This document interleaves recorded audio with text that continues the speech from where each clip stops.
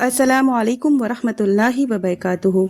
अल्लाह ताला का हक आसमान और ज़मीन पर रहने वाली मखलूक़ात पर यह है कि वो उसकी इबादत करें, उसके साथ किसी को शरीक न ठहराएं, उसकी इताअत की जाए, उसकी नाफरमानी न की जाए, उसको याद किया जाए, उसको भुलाया न जाए, उसका शुक्र अदा किया जाए, उसकी नाशुक्री न की जाए। कौन ऐसा शख्स है जो इस वाजिब को अदा करता है जिसके लिए वो पैदा किया गया है और किसी किस्म की कोताही नहीं करता। गौर व फिक्र करने वाली बात है।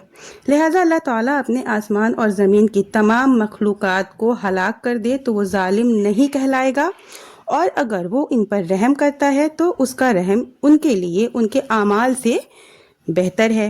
हदीस से समझिए, सही मुस्लिम और सही बुखारी की हदीस है। सही मुस्लिम की हदीस नंबर 30 है और सही बुखारी की हदीस नंबर 2865 है। हज़रत मुआज़ बिन जबल रज़ी अल्लाह अन्हु इस हदीस के रावी हैं। वो कहते हैं, मैं एक गधे पर रसूलुल्लाह सल्लल्लाहु अलैहि वसल्लम के पीछे बैठा हुआ था जिसका नाम अफीर था। आप सल्लल्लाहु अलैहि वसल्लम ने फरमाया, ए मुआज़, क्या तुम जानते हो कि अल्लाह का हक बंदों पर क्या है? मैंने कहा, अल्लाह और उसके रसूल सल्लल्लाहु अलैहि वसल्लम बेहतर जानते हैं।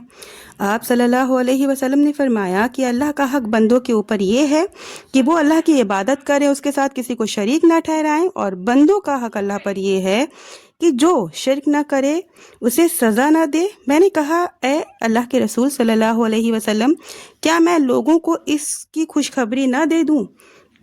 आप सल्लल्लाहु अलैहि वसल्लम ने फरमाया, तुम उनको खुशखबरी न दो, वरना वो भरोसा करके बैठ जाएंगे और अमल नहीं करेंगे।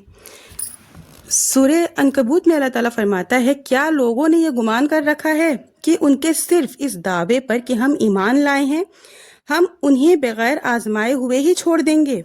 उनसे अगलों को भी हमने खूब जांचा, यकीनन अल्लाह ताला उन्हें भी जान लेगा जो सच कहते हैं और उन्हें भी मालूम करेगा जो झूठ कहते हैं। ऐसे ही सूरह यूसुफ में अल्लाह ताला फरमाता है, मैं अपने नफ्स की पाकीज़गी बयान नहीं करता, बेशक नफ्स तो बुराई पर उभारने वाला ही है, मगर ये कि मेरे परवरदिगार ही अपना रहम करे, यकीनन मेरा पालने वाला बड़ी बख्शिश करने वाला और बहुत मेहरबान है। सूरह कसस में अल्लाह ताला फरमाता है, अगर ये तेरी ना माने तो यकीन कर ले कि ये सिर्फ अपनी ख्वाहिश की पैरवी कर रहे हैं, और उससे बढ़कर बहका हुआ कौन है जो अपनी ख्वाहिश के पीछे पड़ा हुआ हो बगैर अल्लाह की रहनुमाई के। बेशक अल्लाह ताला जालिम लोगों को हिदायत नहीं देता।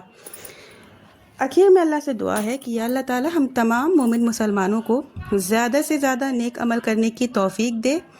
जुमा का दिन शुरू हो गया है, जुमेरात का सूरज गुरूब हो गया है, दुरूद की कसरत शुरू कर दें।